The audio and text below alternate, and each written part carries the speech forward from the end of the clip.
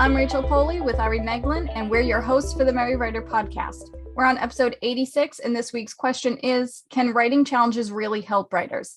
But before we begin, don't forget to subscribe to the podcast wherever you're listening so you never miss a show. And if you enjoyed this episode, please give it a like. So today, we're going to be talking about writing challenges because we love writing challenges despite how much we may suck at them. But what exactly is a writing challenge? It's basically what it sounds like. It's a way to get the creative juices flowing, and it's a way to help you get words down on paper or on your screen or however you write best. And writing challenges can often be like a word count goal, or it could be a page count goal, or you could just give yourself a certain deadline that you want to say, I want to finish editing the first draft by this day.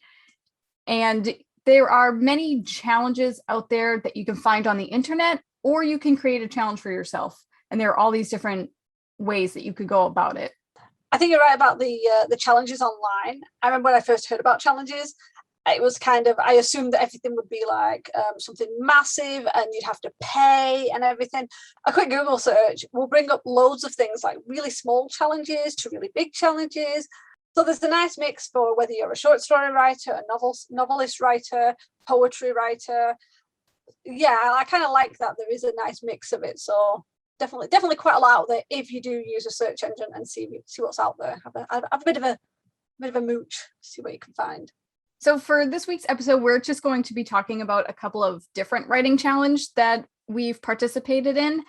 And the first one I'm going to talk about is NaNoWriMo, which we have talked about on the podcast before. And in October 2020, I believe, we had my sister on the podcast, Kristen, and we discussed NaNoWriMo and the whole spiel of it. So if you haven't listened to that episode, you can go ahead and give it a listen. But NaNoWriMo stands for National Novel Writing Month, and it happens every November. And the goal is to write 50,000 words of a brand new novel. Now, 50,000 words sounds like a lot, and it's about 1,667 words a day. And it works for some people and it doesn't work for other people, and that's fine. But one of the things I really love about Nano is that they have their own website, and there's a huge forum, so you can get to know other writers, you can talk to people in your genre, find writing buddies, find beta readers, and you can also get together with people that are within your region, and you can have write-ins. And you don't need to stick to the 50,000 word rule. Like, you can be a nano rebel, as they call it, and you can do whatever you want. You don't have to start a brand new novel. You don't have to write 50,000 words. You can do what works for you. And that's why they have 2 Camp NaNoWriMo sessions during the spring and summer, during April and July.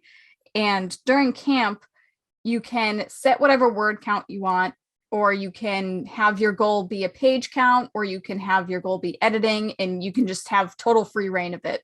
And I've been participating in NaNoWriMo for over 10 years now, and it's always worked for me.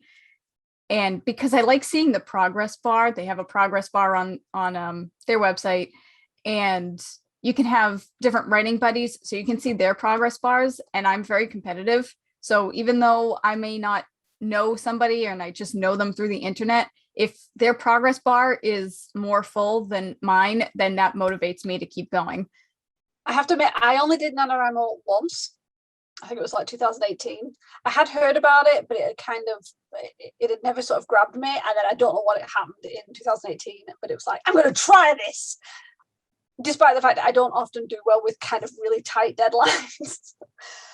But I am totally with you on that. The whole progress bar, watching that go up, it's such a weird buzz watching it, especially if you overshoot your word count. It's like, yeah, look at that.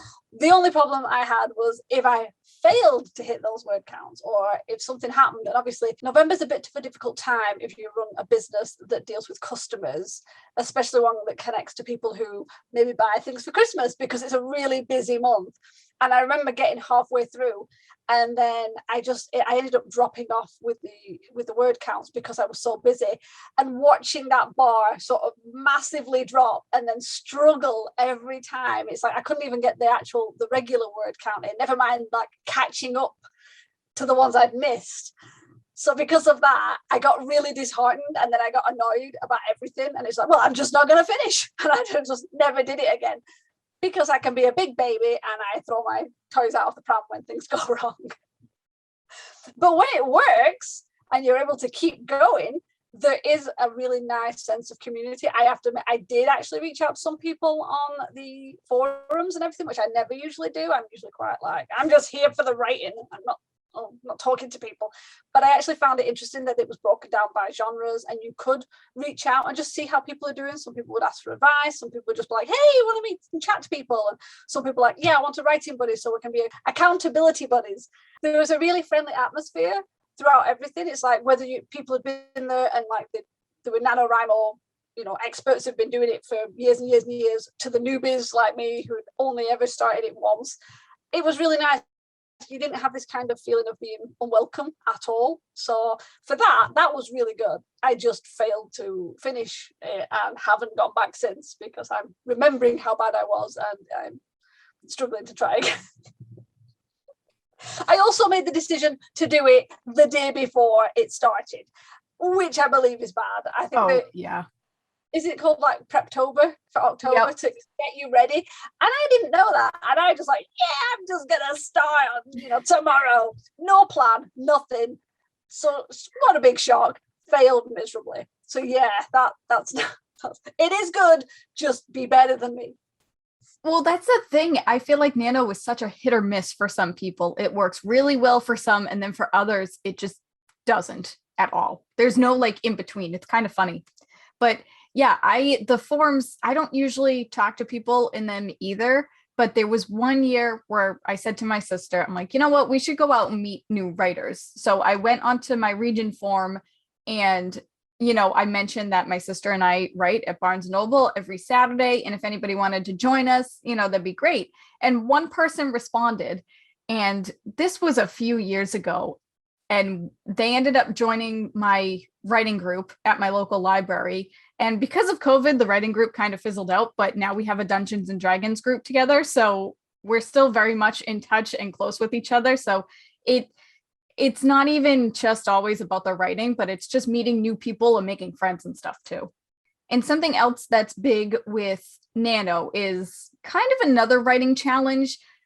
This one doesn't really have any deadlines per se or anything. Ari, have you ever heard of writing sprints? I have. I'd heard of them a few times. I'd hear them on YouTube. Writers would mention it. And I kind of had a vague idea what they were about. But it was when people were like, oh, we're doing writing sprints together. And I'm like, I don't get that. But I have found out what that means and everything. So yes.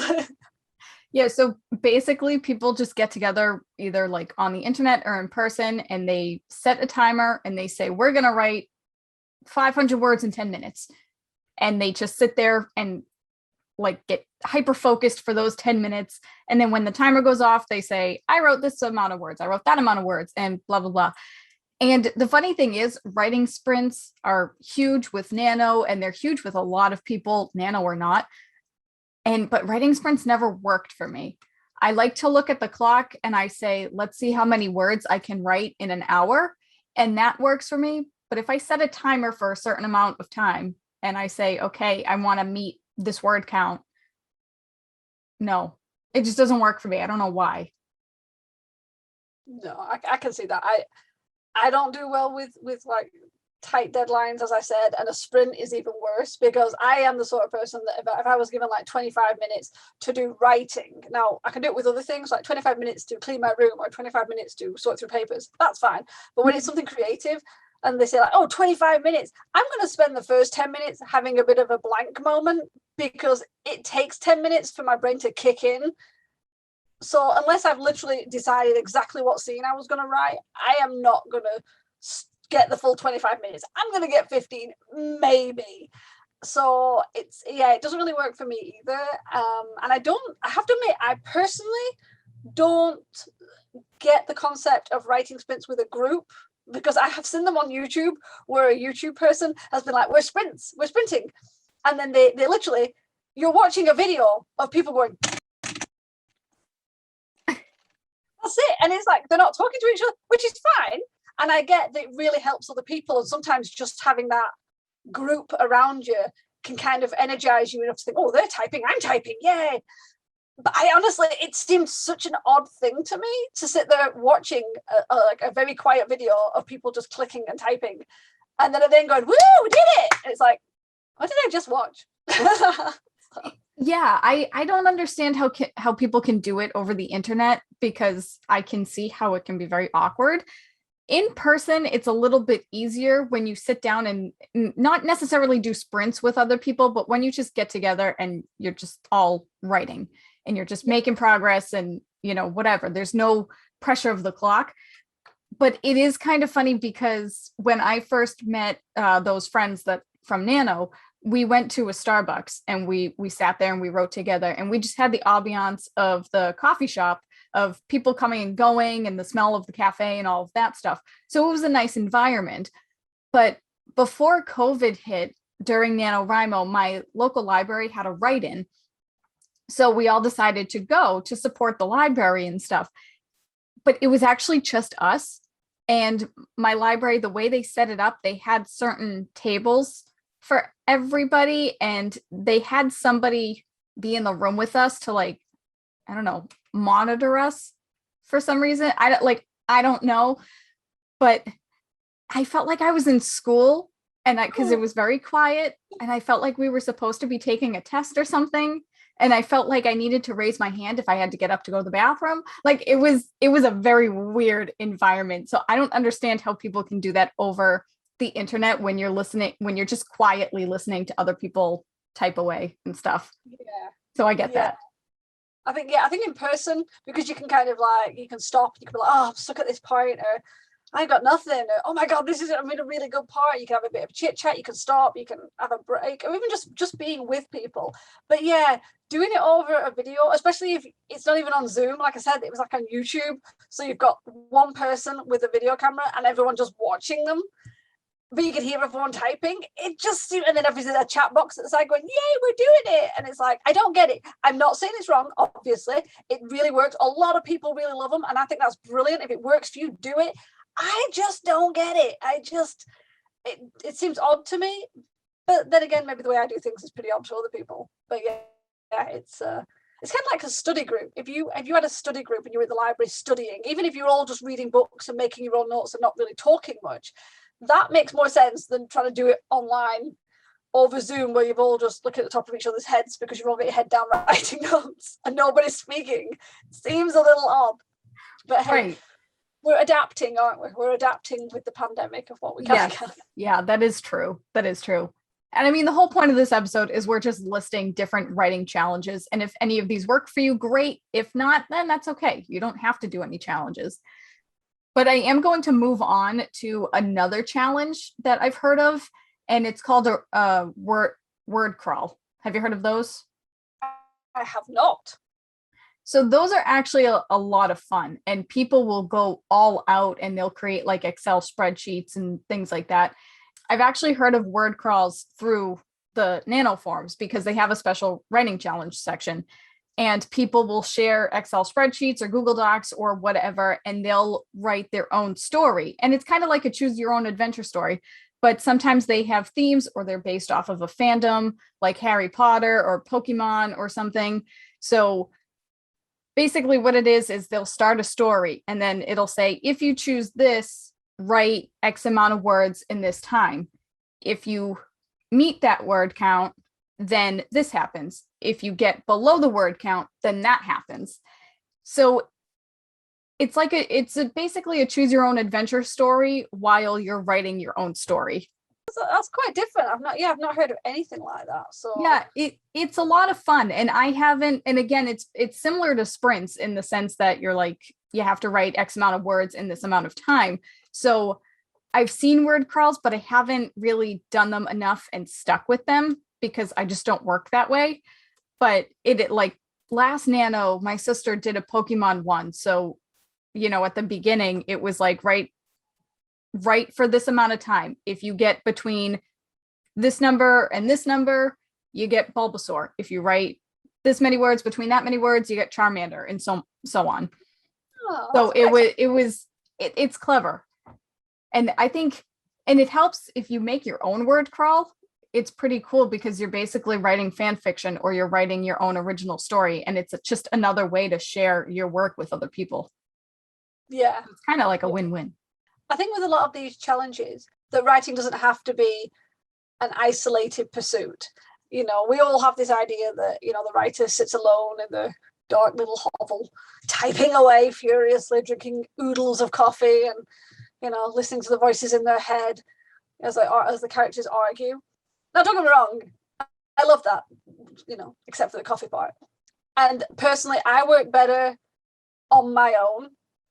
I can understand the idea of challenges and I like doing some of them and things like that. And I like the idea of like the forums and the places you can go. But where you're actually sat with other writers, that doesn't really work well for me. I don't do well in a group with my writing, but I know so many other writers who don't do well isolated, you know, locked in their own room away from people. They like to write in coffee shops. They like to write in the living room where they've got the family around them. They like to do with, you know, write with their friends because that's the sort of personality they have. That's maybe they're an extrovert. Maybe they need that kind of movement and life around them. And I think that's where writing challenges work really well. It can kind of take away the isolation and, you know, that kind of you're all alone when you're writing. Some of us like that, some of us don't. So a writing challenge is definitely a good idea if you're the sort of person that can feel a bit alone when you're writing.